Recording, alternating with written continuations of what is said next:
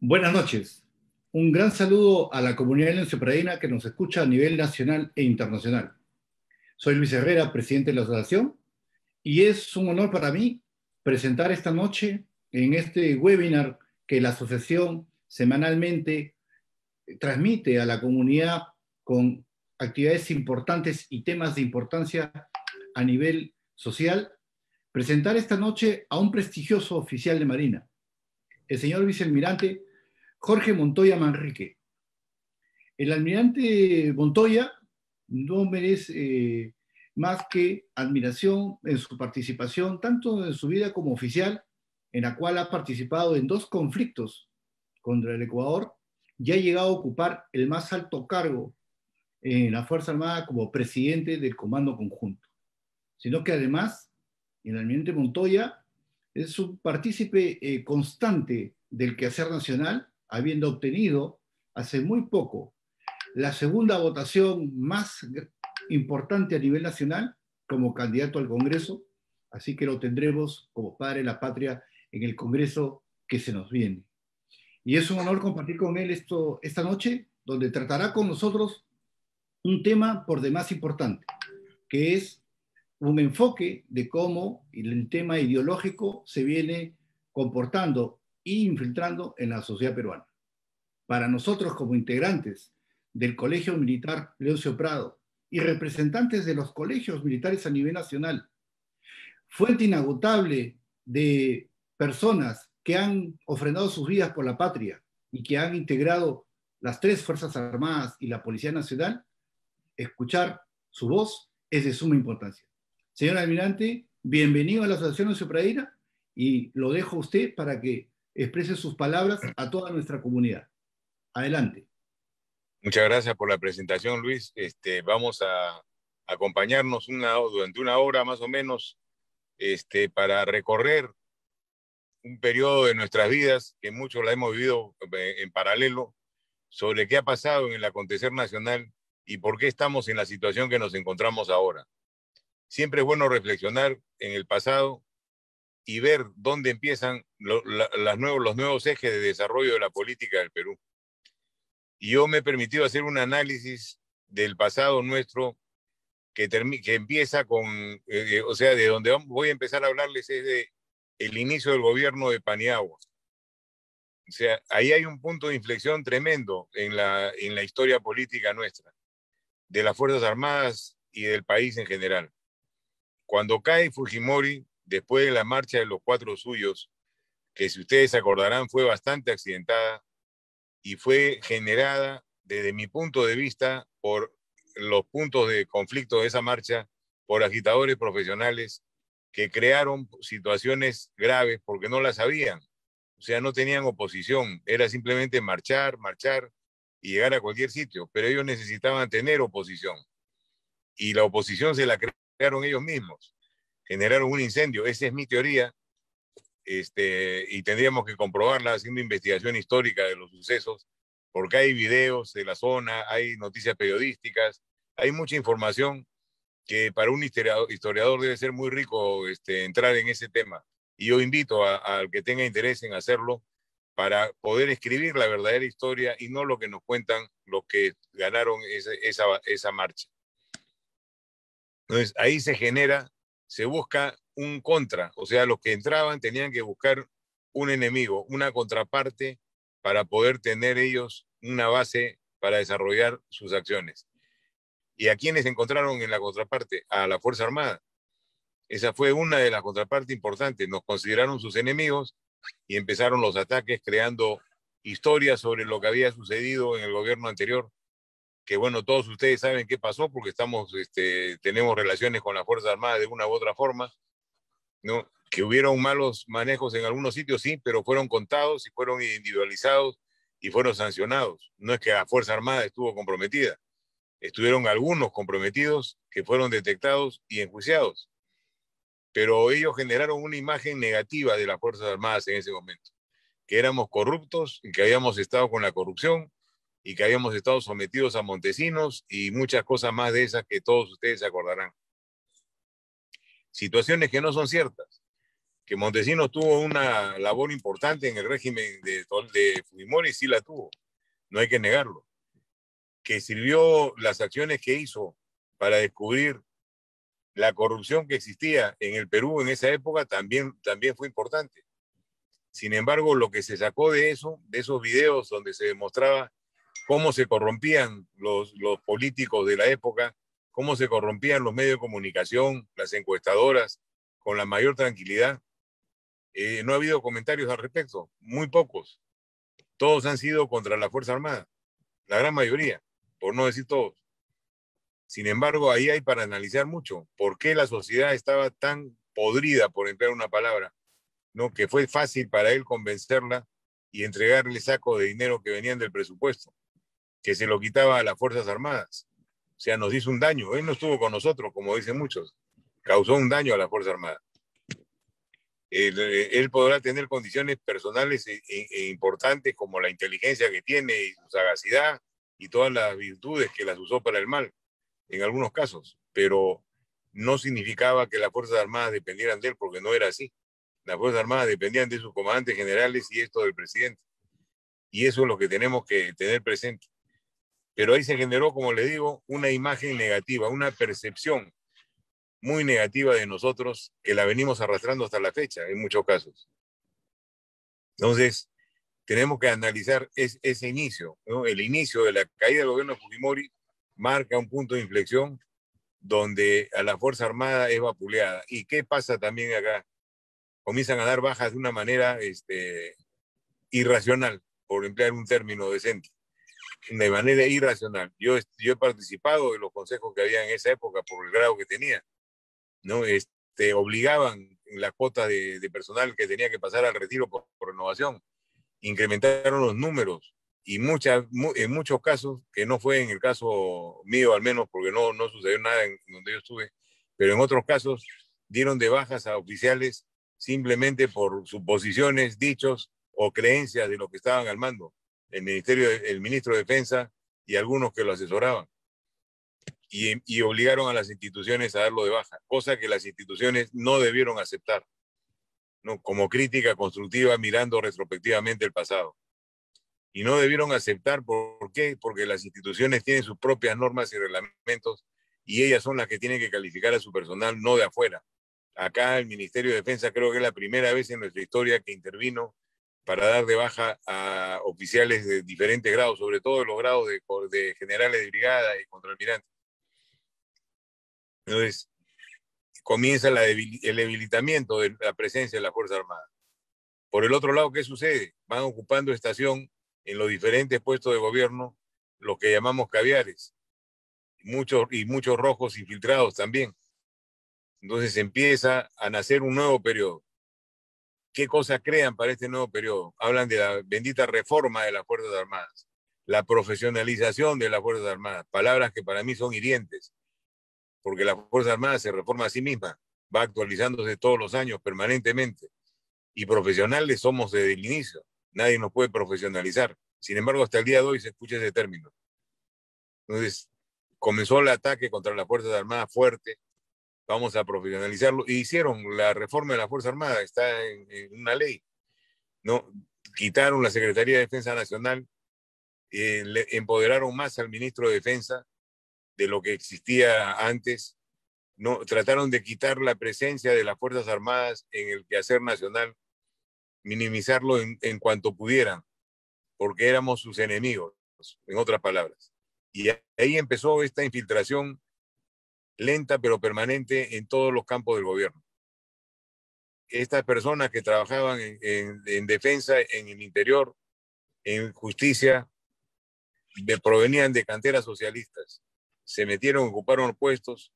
Toledo permitió que suceda eso. No le interesaba qué pasaba con la Fuerza Armada realmente. Ahora ya sabemos que era corrupto, pero en esa época yo, desde que él no reconoció a su hija, consideré que era incapaz de ser presidente del Perú, que no tenía la capacidad moral para hacerlo. Sin embargo, eso parece que a la población no le interesaba o le interesaba muy poco. Ahora que sabemos que es corrupto, podemos entender algunas de sus acciones. Recortó el presupuesto para la Fuerza Armada y lo recortó en buena medida, digamos, a bajar del 1% del PBI, y se suspendieron las operaciones en el de Yucatán.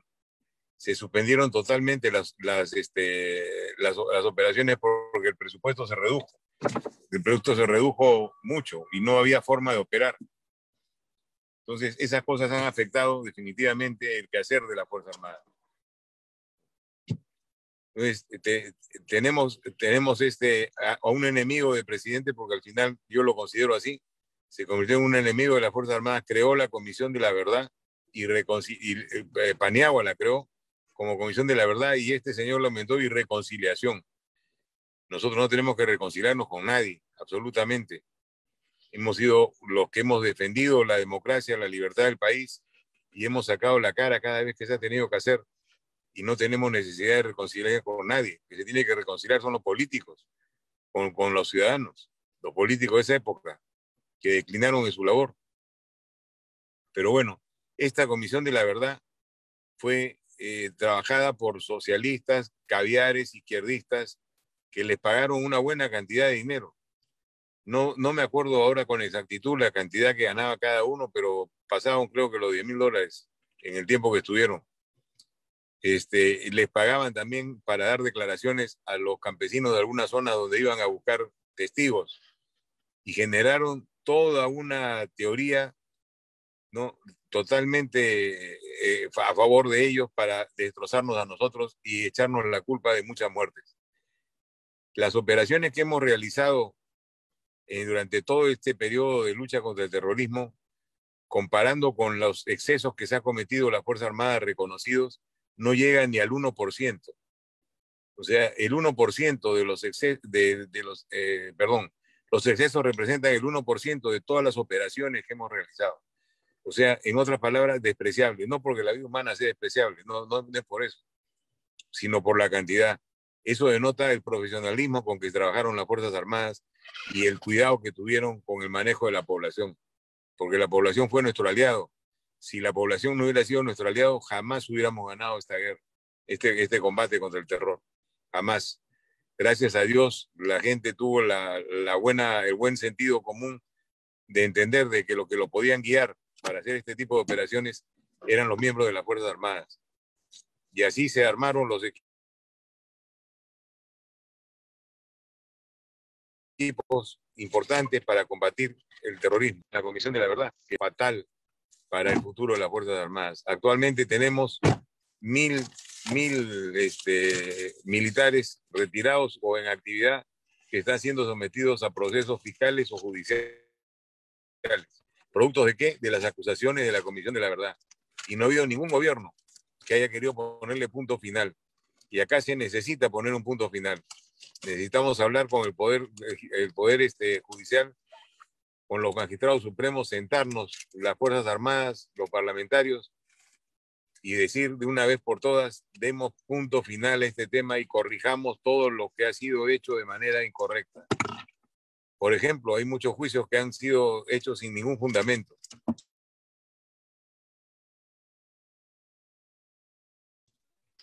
Y están pruebas realmente sobre eso. No simplemente un decalaje jurídico de ideas que se las fabricaron en España y se las trajeron acá a San Martín y San Martín lo condenó, ¿no? Esa ha sido la historia. Entonces, esas cosas tenemos que mejorarlas definitivamente y corregirlas. No podemos dejarlas como están.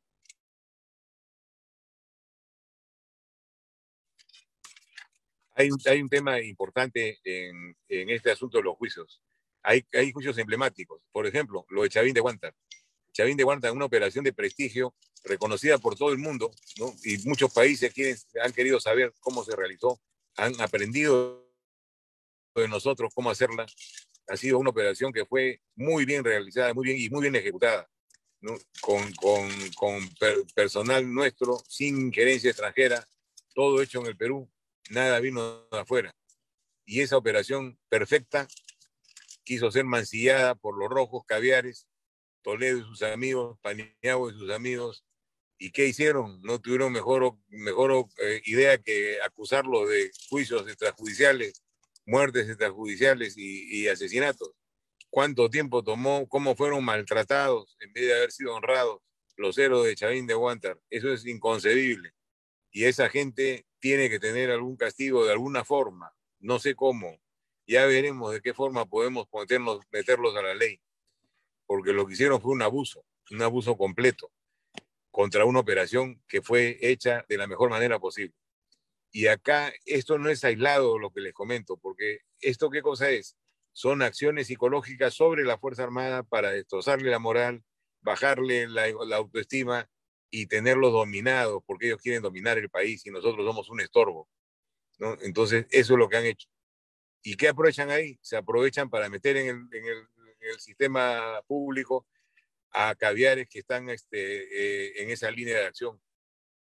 Si ustedes se ponen a ver quiénes son los defensores de los terroristas del Frontón, son todos los abogados que los sacan en televisión para pedirles opiniones. ¿Quiénes? Los reporteros o los periodistas que también son caviares y los medios de comunicación que lo único que quieren es destrozar a la Fuerza Armada, que son corruptos, para empezar. Lo hemos visto en estas elecciones. Entonces, tenemos que tener cuidado en esas cosas, mucho cuidado, y saber que tenemos enemigos que su imagen la ha levantado la misma prensa local nuestra. En vez de levantar la imagen de nosotros han logrado ellos conseguir de que la imagen de la Fuerza Armada sea opacada y que no esté de moda defenderla, ni esté de moda hablar bien de nosotros, y simplemente destruirnos y hablar bien de esos pobres diablos que se creen que son abogados defensores de terroristas y lo único que son terroristas, son cómplices del terrorismo. No repito los nombres porque no me acuerdo y de repente me acusan de difamación. No, estoy hablando en general. Hay que tener cuidado ahora con todo lo que se dice. Pero bueno, esa es parte de la situación y de mi apreciación hasta ese momento, ¿no? ¿Y qué ha sucedido en paralelo en otros sectores? Tomaron el Ministerio de Educación. Tuvieron la inteligencia de hacerlo. También con Toledo modificaron la currícula de educación bajo su aval, y esa currícula de educación modificada es la que han venido estudiando nuestros nietos, nuestros hijos, familiares, y nadie se ha dado cuenta ni nadie se ha preocupado de corregirla o de verla o de llamar la atención a las autoridades. Ha sido algo realmente lamentable, ¿no? Y ese es el resultado de lo que tenemos ahora en la juventud. Por eso la juventud se puede levantar como se levantó para la marcha contra Merino. De una manera irracional salieron a las calles a reclamar. Entonces, esas cosas son las que nos hacen un daño tremendo, ¿no? El no estar encima de lo que debemos estar. ¿Y de qué debemos estar encima? De cómo educan a nuestros hijos. O sea, los padres tienen responsabilidad sobre ellos. La Constitución le da la facultad para hacerlo. La Constitución reconoce la importancia de la educación y la participación de los padres en ella. ¿Y qué cosas incluyen acá? Incluyeron ¿cómo se llama? El lenguaje inclusivo, ¿no? La filosofía de género tan copiada de afuera y traída para implementarla. Y les comento algo, el día de ayer ha habido una conferencia, de repente alguno de ustedes la ha visto, en la Junta Interamericana de Defensa sobre Riesgos y Desastres. Y una oficial del ejército americano habló de la inclusión de género dentro de una operación de riesgos y desastres. Imagínense, ahora están los demócratas en el poder y deben estar tratando de hacer hincapié en esa política para que la mencionen ellos. O sea, vamos a tener más elementos para combatir. Porque eso no es inclusión de género. Esa política es una política nefasta para la educación de nuestros hijos. Nosotros no queremos tener discriminación con nadie, no hacemos discriminación a nadie. Pero para no hacer discriminación no necesitamos hacer que los niños se disfracen de mujercitas y las mujercitas de hombrecitos para que aprendan qué cosa siente uno y qué cosa siente el otro. Es una locura. Va contra la naturaleza, ¿no? Esas cosas no se pueden aceptar. Sin embargo, sucede. Y yo se los digo con conocimiento de causa porque lo he leído del nieto de un amigo en su colegio, qué cosas lo estaban invitando para que el niño vaya vestido de colores adecuados, porque estaban también, aparte de que se viste uno como hombre y otro como mujer, estaban con la bandera multicolor de los gays, ¿no? Entonces, ¿y eso quién lo hacía? Una maestra. No lo hacía el director de ese colegio o del nido. Era una maestra que está inducida por todas las... Entonces, ahí viene la penetración en el espíritu de la sociedad, que es lo más fuerte que tenemos. Hace unos años, creo que fue el 2014, la congresista Paloma Noceda nos invita a mí y a otros oficiales en retiro, dos oficiales en retiro, y a personalidades del tema de educación, a que estemos presentes en una exposición que iba a hacer en el Congreso de la evaluación que había hecho de la currícula escolar, y nos entregaron luego para revisarla. Realmente fue espeluznante. Ahí recién tomé conciencia, y lo digo con vergüenza porque debió tomar conciencia antes, mucho antes, preocupándome por qué cosas estaban estudiando mis nietos, ¿no? Pero no lo hice, no se me había ocurrido hacerlo.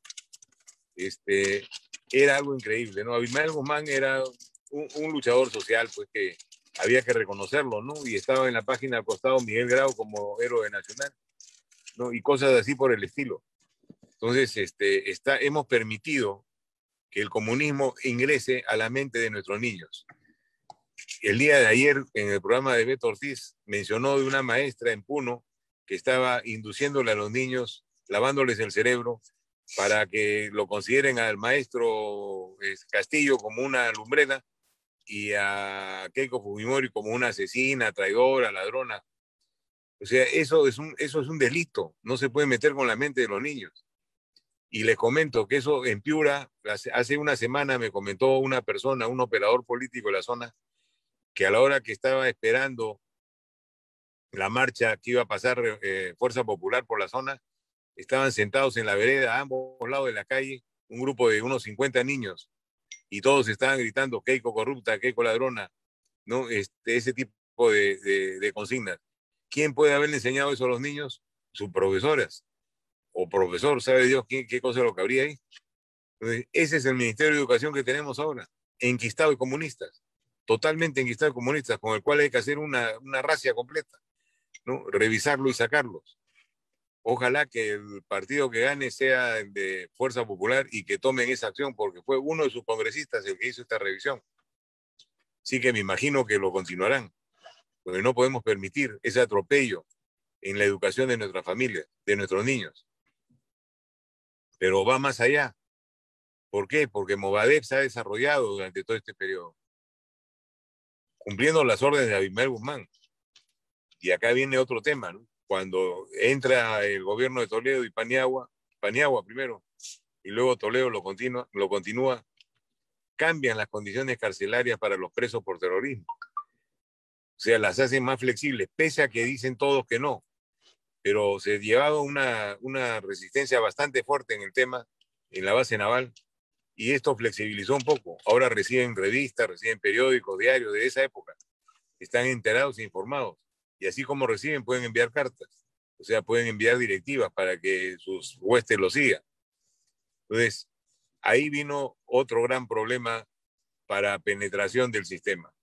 Quisieron rehacer los juicios y se rehizo todos los juicios que tanto trabajo y esfuerzo nos había costado terminar y culminar con los jueces sin rostro en la época más dura de la subversión.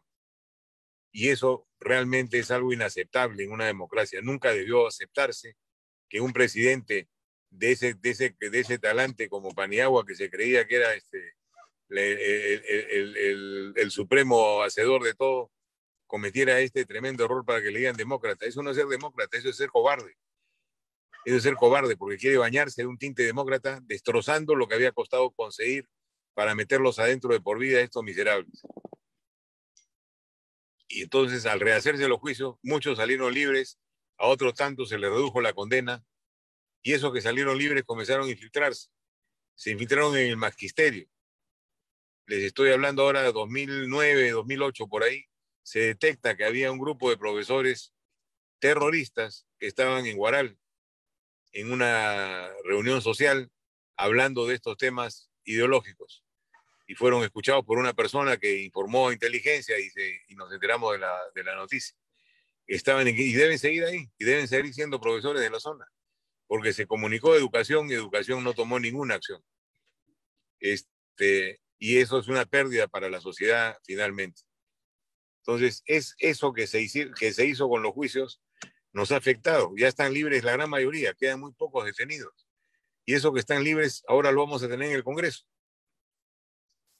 Otro error y otra falla del sistema, no proteger la democracia de las infiltraciones que puede tener con Sendero Luminoso, con el Movadef, con el CONARE, Entonces, el magisterio es uno de los objetivos de los senderistas y han tomado parte de él. Hay profesores muy dignos que no tienen nada que ver con el terrorismo, pero hay muchos otros que están totalmente convencidos de que ese es el camino y hacen un daño tremendo porque su efecto es multiplicador. Cada uno llega a 30 niños por lo menos. Imagínense el efecto que tiene. Y el niño los ve pues, como unos dioses a sus maestros, como todo el mundo. Entonces tienen una gran influencia y eso puede permitirles a ellos cambiar la filosofía de la gran masa de población del país en poco tiempo. Siguen así unos 5 o 6 años más o 10 años más y vamos a terminar todos hablando entre comunistas y nosotros vamos a ser los bichos raros del tema. Entonces, hay que tener mucho cuidado con estas cosas, tenemos que ser vigilantes, tenemos que seguir adelante tratando de desenmascararlos en lo que se pueda y no permitir que ellos nos ganen la moral de ninguna manera. Hay otras dos cosas que hicieron en este periodo de estos años del 2000 hasta la fecha. Crearon el Ojo que Llora, con la finalidad de reconocer a todas las víctimas que habían caído durante el terrorismo, durante la lucha contra el terrorismo. Pero ¿qué hicieron también? Poner a los terroristas que habían fallecido en uno de los penales, porque era una orden de la Corte de San José. Y los gobiernos cobardes que hemos tenido han aceptado eso. Y ahora en el Ojo que Llora están los nombres de los caídos, las víctimas que fueron asesinadas por esos miserables que también figuran en la misma lista. Eso no se debe aceptar, tiene que corregirse, no podemos seguir igual. Y si para eso tenemos que retirarnos de la Corte de San José, nos retiramos. Yo voy a tratar de mover eso en el Congreso de una manera consistente para poder lograr el éxito. Retirarnos de la Corte de San José, borrar los nombres del Ojo que Llora, ahí solamente, si se quiere mantener esta obra de arte que han hecho, debe quedar solamente las víctimas que han caído en la lucha con el terror, las Fuerzas Armadas y Policía Nacional, y nadie más. Los terroristas al cementerio. No tenemos por qué hacerle ningún tipo de homenaje y menos reconocimiento. Esa vergüenza la ha pasado el país por tener presidentes cobardes o cómplices del terrorismo, cualquiera de las dos cosas. Luego tenemos el Museo de la Memoria. El Museo de la Memoria fue hecho con donación del gobierno alemán y fue casi prácticamente una presión. Esto fue hecho durante el gobierno de García, ¿no? Una presión, y querían a toda costa comprometer a miembros de la Fuerza Armada. A mí me invitaron a participar y yo me negué radicalmente, porque ahí no íbamos a ganar nada. Eso lo estaban manejando los caviares y todos los que están enquistados en el Ministerio de Educación y de Cultura, y posteriormente de Cultura, ¿no? Y ustedes lo ven, lo pueden apreciar en los medios por sus declaraciones. Entonces, ese museo tiene que ser reformado totalmente, totalmente reformado. Podría ser un museo que recuerde toda la lucha contra el terror que hemos tenido de parte de las Fuerzas Armadas. No tenemos por qué darle un milímetro de espacio a los terroristas. Y eso tienen que entenderlo todos los caviares que creen que son dioses. Al terrorismo ni un milímetro de espacio, nada. Fueron los que hicieron y nos llevaron a la desgracia y no deben estar recordados en ningún sitio, solamente por eso. Y se le debe dar todo el prestigio y honor que corresponde a la Fuerza Armada. Tenemos que recuperar que los muchachos, los jóvenes que vayan a ver el museo, les sirva para eso, para reconocer el trabajo de la Fuerza Armada, para sentirse más peruanos, para sentirse orgullosos de nosotros, de lo que hemos hecho. Y no como ahora que nos ponen al mismo nivel que los terroristas. Y ahora último no he terminado de ver si es que hay otra noticia al respecto, pero había unos cadetes de la escuela militar que algún profesor inteligente los había llevado para hacer una visita al museo. Me pareció un despropósito. No, espero que lo hayan corregido. Eso no es para que estemos presentes nosotros en nada, absolutamente. Por el contrario, no asistir nunca a ninguna invitación que hagan en ese sitio y tratar de cambiarle la óptica y lo que tienen adentro como historia. Si no, vamos a ir perdiendo poco a poco. Entonces, todos estos factores que les estoy hablando influyen en la sociedad, influyen en ciertos sectores y al costado va la estrategia de Sendero, que está acompañada y reforzada por el Foro de Sao Paulo para los partidos socialistas, y nos encontramos en una mezcla que es tan complicada, pero fuerte a su vez, porque sí tiene consistencia, sí tiene trabajo, sí tiene seguimiento por parte de ellos, de los rojos, de todas las acciones que tienen que hacer.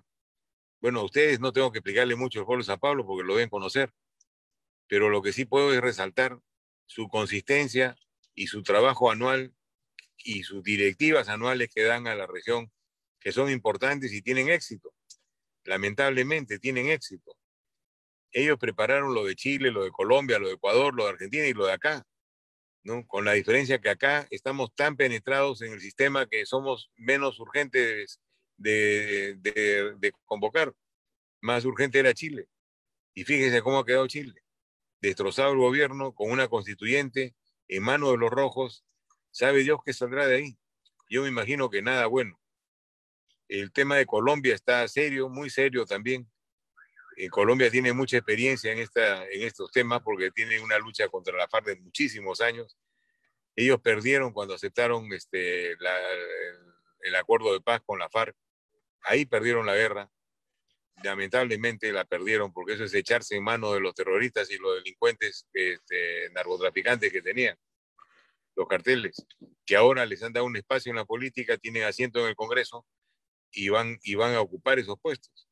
En nuestro caso, no ha habido necesidad de ningún acuerdo de paz con nadie, simplemente la negligencia de nuestros políticos, la falta de interés, la indolencia de la población para que estén sentados los mismos terroristas que tanto trabajo les costó en Colombia, que han entrado gratis.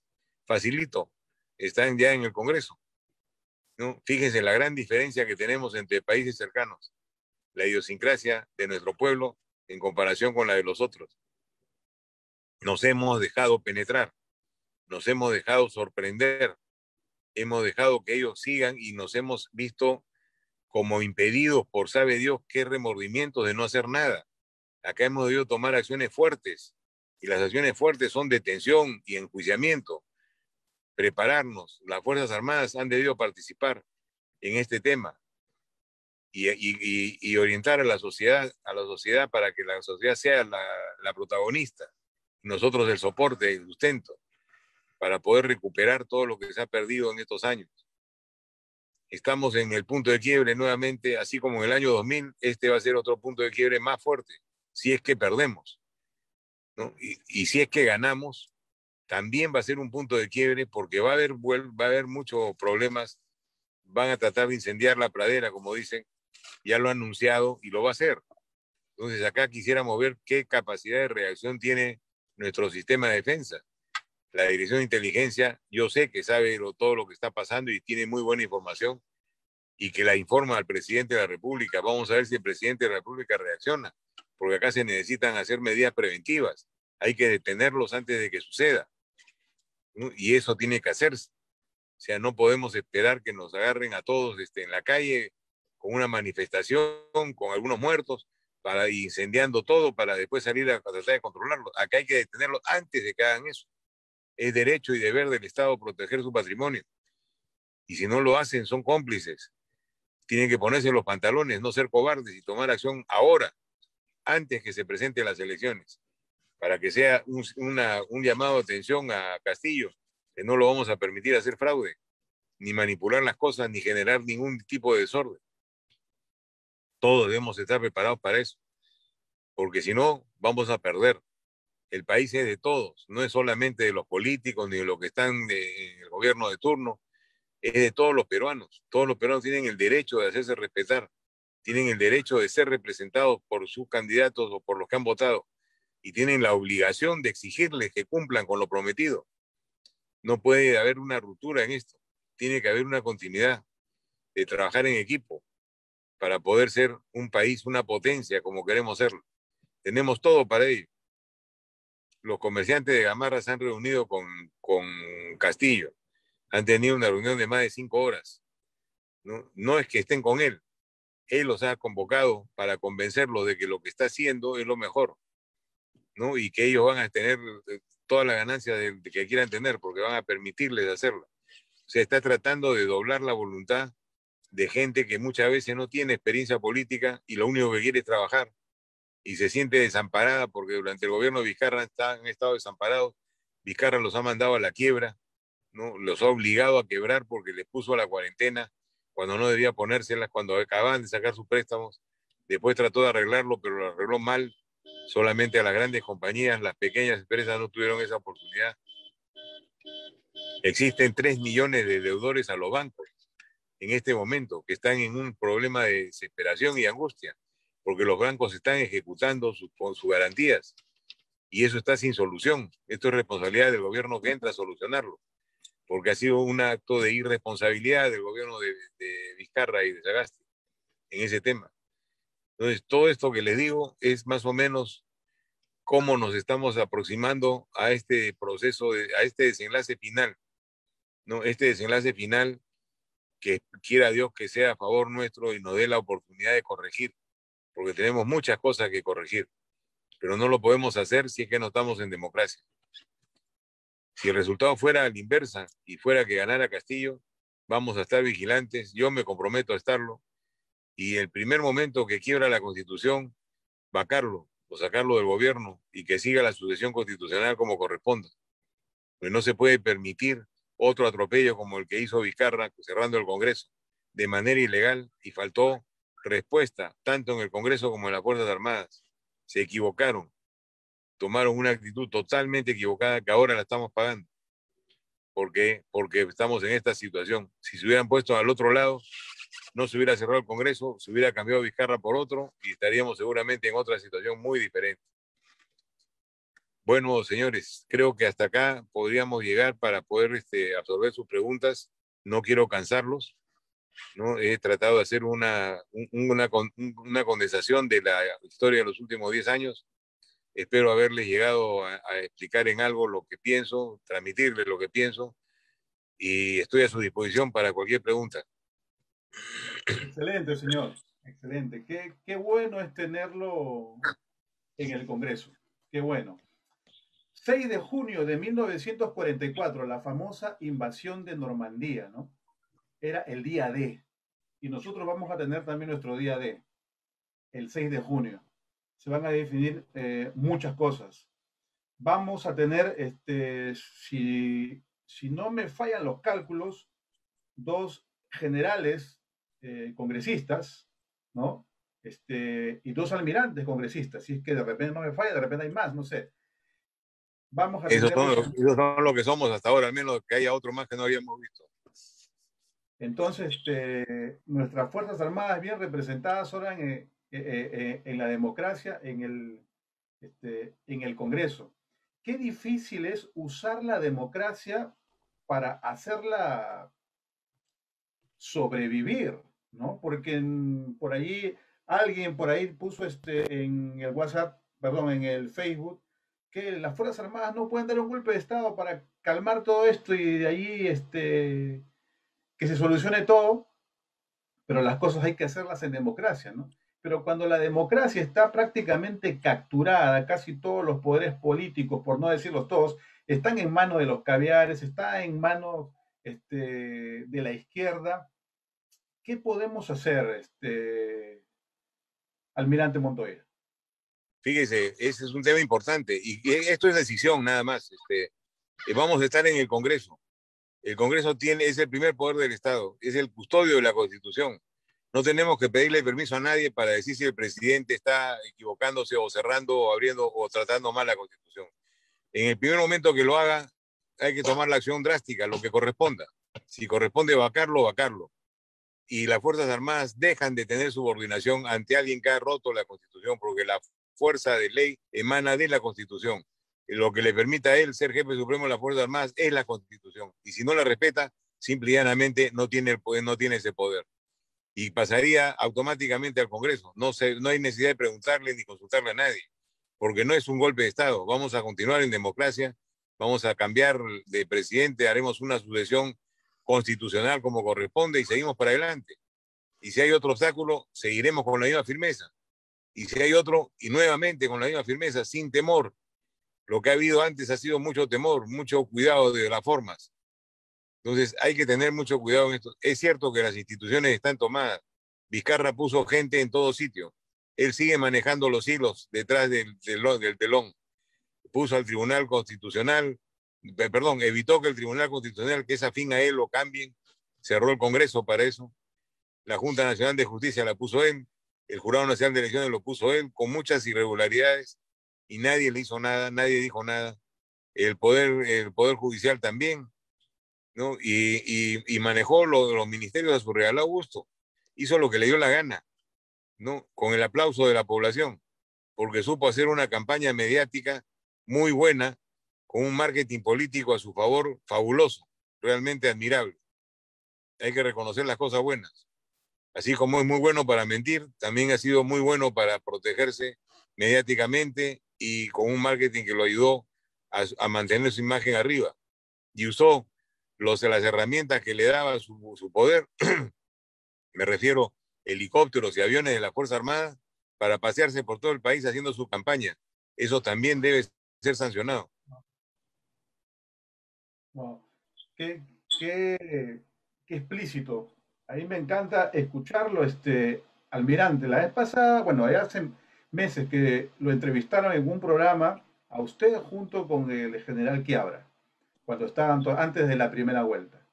Y les preguntaban a los dos respondían y parecía que se complementaban. Yo decía, si así fueran, hubieran sido los congresos de los años pasados, en que en vez de buscar diferencias, sino buscar cosas, puntos en común que nos unan a favor de la democracia, a favor de la población, del pueblo peruano, otra sería nuestra historia, ¿no?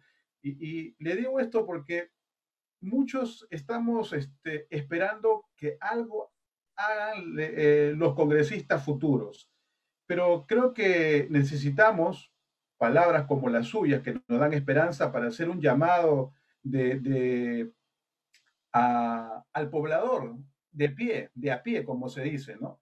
Porque Edmund Burke, me acuerdo que dijo hace muchos años, para que el mal triunfe, solo se necesita que los hombres buenos no hagan nada. ¿Cuál sería el llamado que usted haría al poblador de a pie, ¿no? A la gente que no tiene de repente un cargo público, pero que está allí con temor. Al peruano yo le diría que tiene que tomar decisiones siempre en su vida y tiene que entender que hay cosas que son absolutas, no tienen término medio, y una de ellas es el comunismo. El comunismo es absoluto, es comunismo. Pueden disfrazarse de lo que quieran. Son comunistas, son rojos y tienen esa filosofía que quita las libertades a la persona, al ser humano, y destroza el Estado, ¿no? El Estado que tenemos nosotros con una economía social de mercado. No desaparecemos. Entonces, a ese poblador le digo, confíen en lo que le estamos diciendo. No cometan ese error.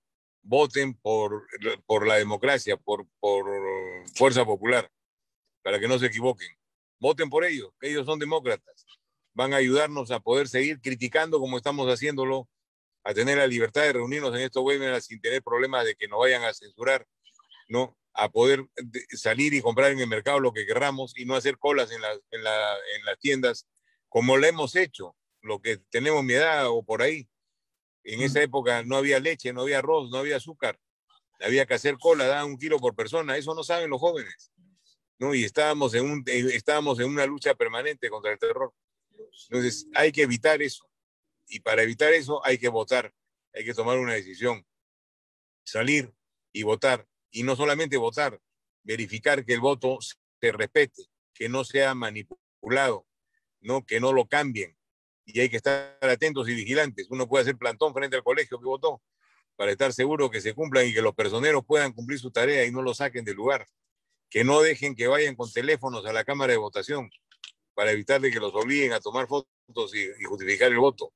Eso es una norma que está escrita, que la OMP debe respetarla y la Fuerza Armada debe hacerla cumplir. O sea, ese tipo de cosas pequeñas les recomiendo a la población, sean proactivos, considérense parte del gobierno, porque lo son.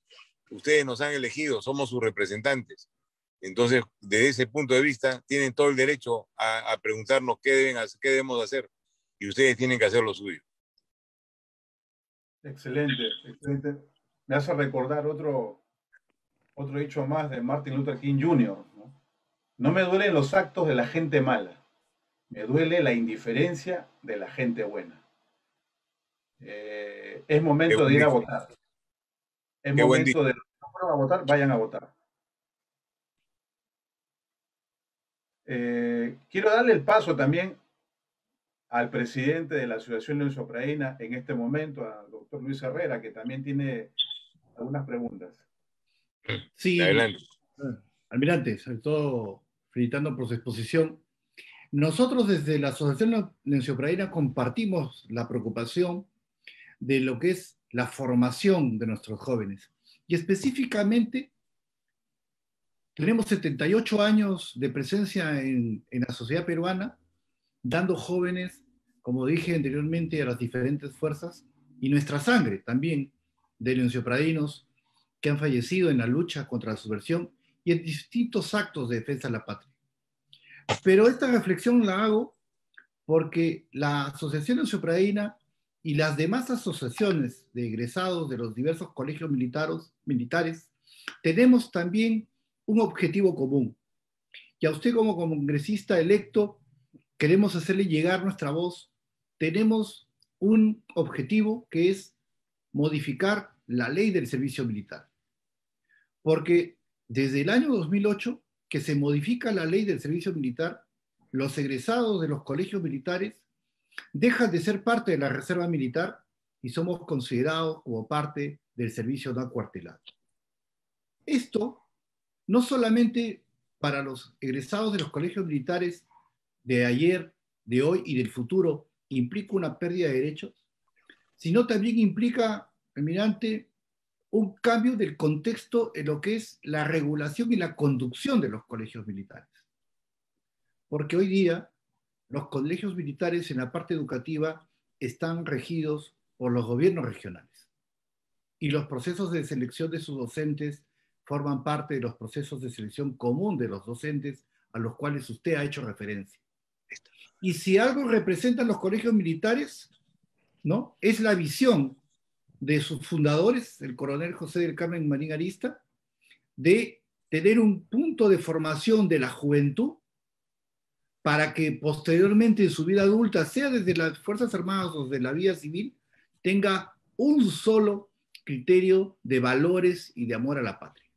Eso hoy día, 78 años después, lo vemos debilitado producto de esos cambios legislativos que afectan la educación en general y específicamente en este caso a los colegios militares.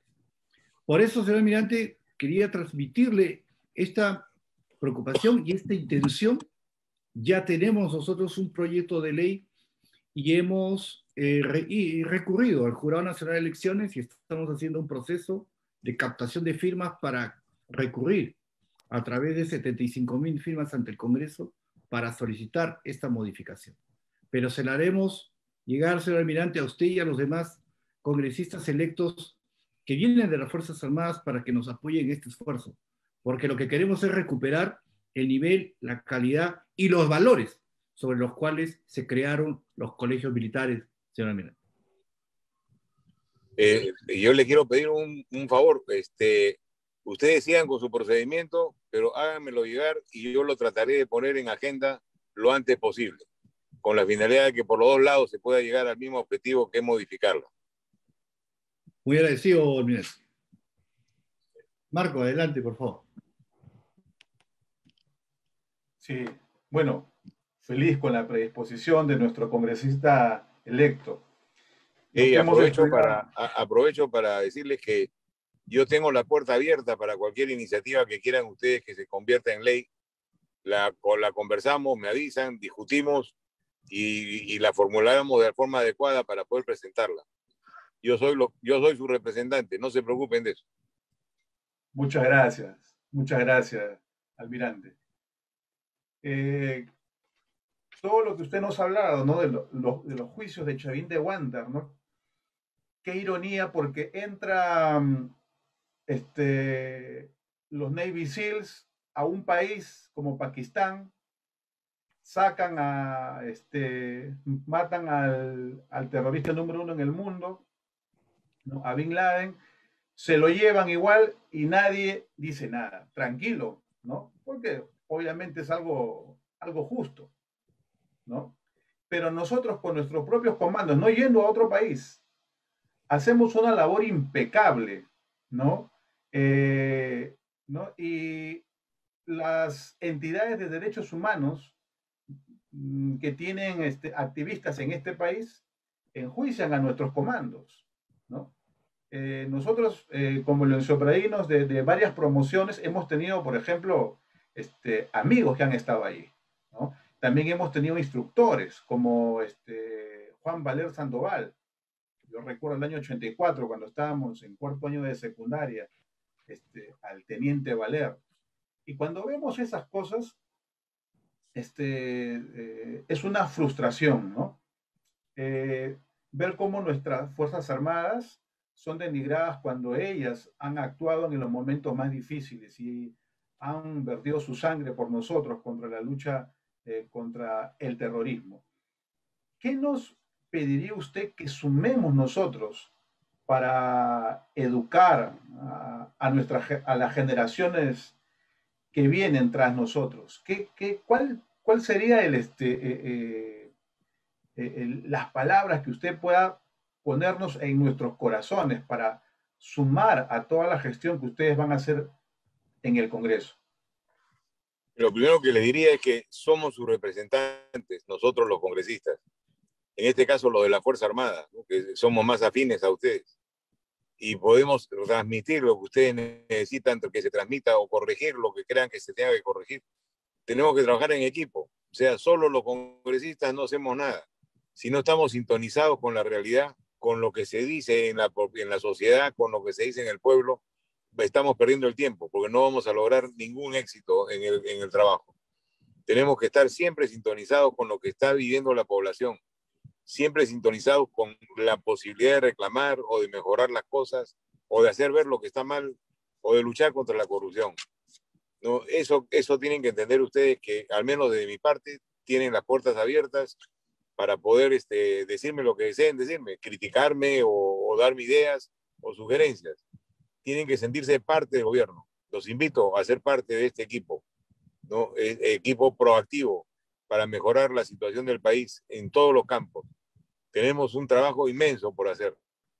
Desde el Brain, que tenemos que terminar de una vez con la lacra del terrorismo y luchar contra el narcotráfico, hasta acá en Lima, en los pueblos jóvenes, en los asentamientos humanos que está cerca a la ciudad, que no tienen ni agua, ni desagüe, ni electricidad, y viven a muy pocas cuadras de nosotros, ¿no? Eso es inaceptable en una sociedad que se respete, y acá sucede, ante la indolencia de todos los gobiernos que han pasado y de todos los municipios que han pasado, porque también los alcaldes son responsables.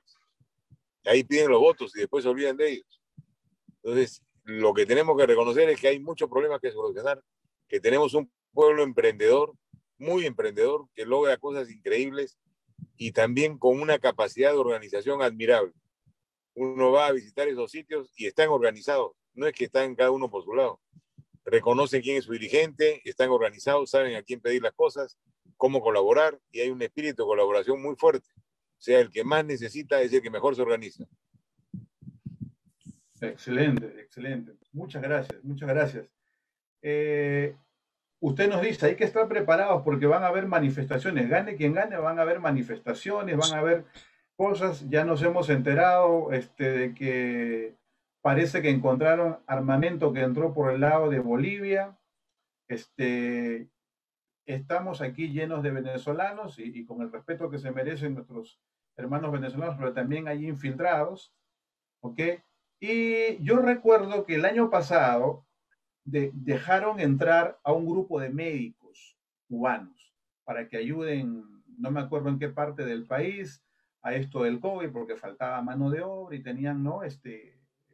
La ayuda de Cuba. No recuerdo cuántos fueron, si fueron 20 o 50 médicos, personal de salud de Cuba. Ahora, yo también entiendo un poco que la gente que viene representando a Cuba pertenece al gobierno y tiene la ideología castrista. Y sé también que los profesionales son, allá en Cuba, también son formados de una forma ideológica de izquierda. Entonces, no sabemos si ya se fueron totalmente estos personajes, no sabemos que si de repente también se han quedado algunos, porque están viendo cómo movilizar a la gente después del 6 de junio. ¿Qué podríamos hacer nosotros como peruanos que sabemos, porque usted también nos ha advertido de que van a haber cosas que van a suceder. ¿Qué podríamos hacer nosotros? Sí, fíjense, los cubanos vinieron para hacer una ayuda médica con un contrato que nunca fue hecho público. Lo pedimos, yo lo he pedido en varias oportunidades. Luego fueron dispuestos que vayan a ciertos sitios del país donde se recibieron quejas de los médicos nuestros que decían que no trabajaban en nada y lo que hacían era salir del hospital. O sea, estaban en una tarea de otra naturaleza. Ajá. También exigimos que digan cuánto les estaban pagando y hasta cuándo se quedaban. Nunca nos han respondido, ni a nosotros ni a la prensa cuando hizo las preguntas. El gobierno nunca lo ha dicho y el Congreso no ha pedido tampoco rendición de cuentas. No sabemos si ya se fueron, si se quedaron, no sabemos nada, ni cuánto se les pagó. O sea, ahí se necesita presionar al gobierno para que lo haga. Cuando estemos en el Congreso, nos vamos a encargar de hacerlo, pero ya va a ser un poco tarde, porque estos han venido acá a preparar a personal para agitadores. Eso estoy seguro. Los cubanos trabajan así. Entonces, y también tenemos que tener en cuenta que los venezolanos que están viniendo a este trabajo no son los que han inmigrado caminando. Estos vienen por avión y ocupan un hotel y buscan acá cómo instalarse cómodamente, porque vienen financiados por el gobierno. Entonces, sabemos qué táctica emplean porque ya la han aplicado en Chile y en Colombia y tendríamos que ser muy necios para no haber aprendido de ellos. Entonces, sabemos qué hacen. Tenemos ubicado dónde están porque todo el mundo que viene acá al Perú tiene que dejar dicho dónde va. Entonces, hay forma de poder detenerlos antes de que sucedan las cosas. O sea, el reclamo que es al gobierno. Tome acciones preventivas ahora, no después de ahora, para evitar que hayan problemas. Y se le reconocerá como un buen gobernante. Si no, simple y llanamente va a pasar a ser cómplice de ellos. Así es, hay que estar prevenidos entonces. Este, por aquí estoy viendo en el Facebook, donde estamos conectados, dice José Fuentes, si gana la democracia este 6 de junio, ¿cuál sería el siguiente paso para erradicar el terrorismo en el Perú? Ya que con la dejadez y la falta de acción de las autoridades competentes nos han llevado a tener que ver el lamentable hecho de ver al terrorismo a un paso de obtener el poder y coronarse en el país. Es una pregunta interesante e importante, pero la respuesta la debe tener la sociedad en general. O sea, el Perú rechaza el terrorismo, los peruanos rechazan al terrorismo y no deben permitir que nadie dé un paso para defenderlos o protegerlos. Vamos a empezar con el ojo que llora, sacar a los terroristas de la lista del ojo que llora, retirarnos del Pacto de San José y para eso necesitamos apoyo de la población, apoyo de todos los peruanos. O sea, vamos a hacer acciones, las vamos a comunicar y vamos a pedir que nos apoyen en la respuesta. ¿Para qué? Para que los medios de comunicación se sientan presionados y con todo ese respaldo logremos en el Congreso obtener la cantidad de votos necesarios para poder hacer esos cambios. Porque de no hacerlo, vamos a seguir igual y no debemos seguir igual. Tenemos que reconocer a nuestros héroes y destruir a los terroristas. Esa es nuestra tarea. Y así lo vamos a hacer. Al menos yo lo voy a intentar hacer a lo largo de toda mi gestión, hasta lograr el resultado. Y estoy seguro que voy a encontrar respaldo también en otros congresistas en este tema y vamos a poder sacarlo adelante, porque es necesario hacerlo. Para vencer al terrorismo de BRAE se necesita decisión y esto debe hacerlo antes de fin de año, lo he dicho varias veces, porque estamos ya al final. Es cuestión de seguir más rápido, operando con mayor inteligencia y operaciones al costado mucho más eficientes, nada más. Y yo estoy seguro que lo pueden hacer. El general Astudillo es experto en este tema, yo confío en su capacidad profesional y la decisión para hacerlo. Debe tener el respaldo político del gobierno, nada más. Excelente. Abraham Luque dice, muy agradecido almirante, la comunidad lencio-praína se lo va a agradecer. Como lo mencionó, los gobiernos anteriores han flexibilizado la currícula escolar y se ha favorecido a esas corrientes que quieren imponer pseudas ideologías a las nuevas juventudes. Por ahí dicen, entraron más de 50 médicos cubanos, 50, ¿no? Ya usted nos habló de eso. Con la currícula educativa, ¿qué es lo que piensan hacer? porque sé que usted está conversando con otros también congresistas ya antes del 28 de julio, ya se están reuniendo, ya están haciendo, se están comunicando para poder tomar acción. Sí. Un paréntesis antes de decirlo de la educación. Los médicos cubanos que vinieron acá no eran intensivistas, eran medicina general. En realidad no servían de mucho para luchar contra el COVID. Eso dice que su intención era otra, no era ayudarnos en la pandemia. Con relación a la currícula educativa, hay que hacer una reformulación de la currícula educativa. Hay dos cosas que tienen que introducirse, el curso de educación cívica y el de historia de Perú. Pero esto tiene que hacerlo un grupo de educadores, de profesionales en la educación. Yo puedo tener buenas ideas, pero no soy experto en esto.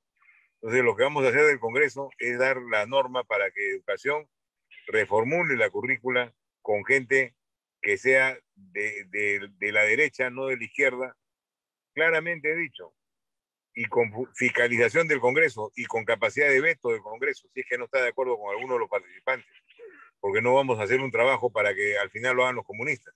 Tendríamos que estar locos. Entonces, pero para eso hay que hablar claro. Y si estamos en democracia, no tenemos por qué tener temor de discriminar a los comunistas. No deben estar en el sistema, no deben estar en el gobierno, ni una entidad pública.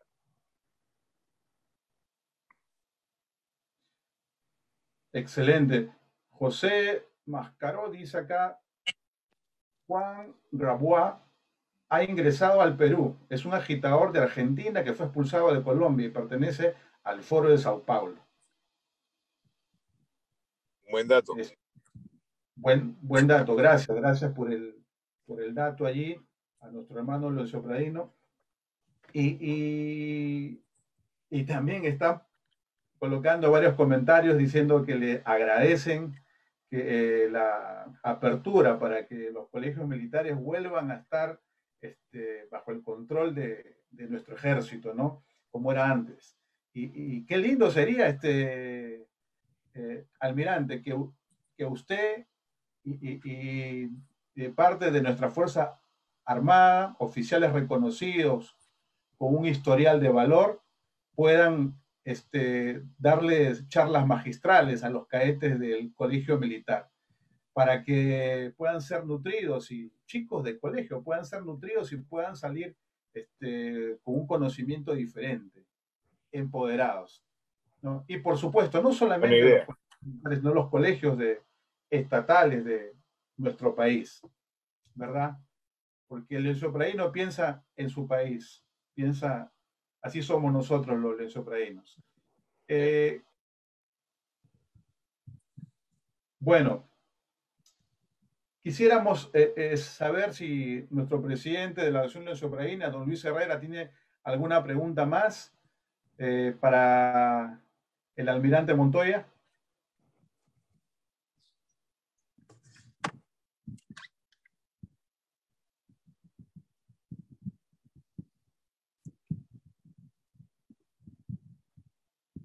Vamos a ver.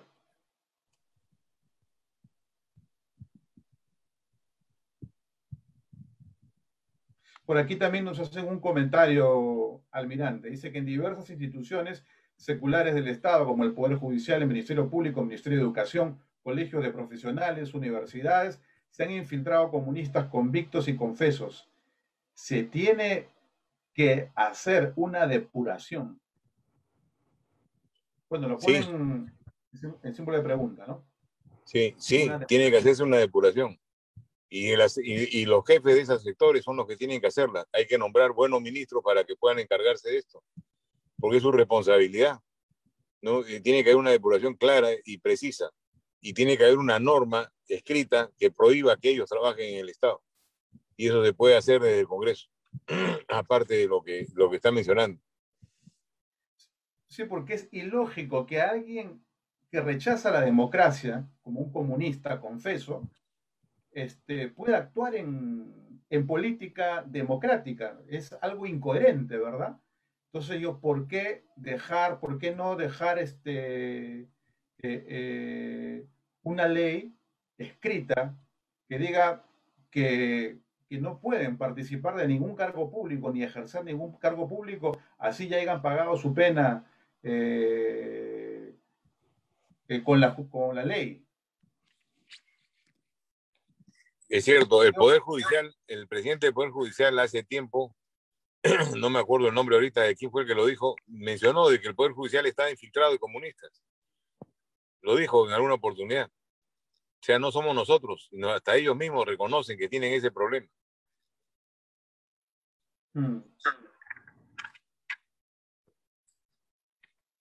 Listo, queremos ver si hay alguna pregunta más. Si no, estamos viendo justamente aquí las preguntas del...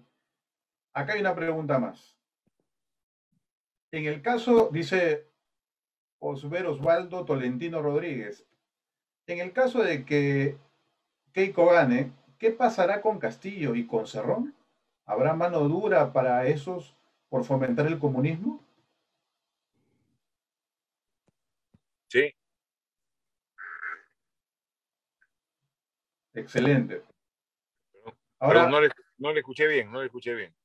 Sí, sí. En caso gane la señora Keiko la elección, ¿habrá mano dura para Cerrón, para Castillo por fomentar el comunismo?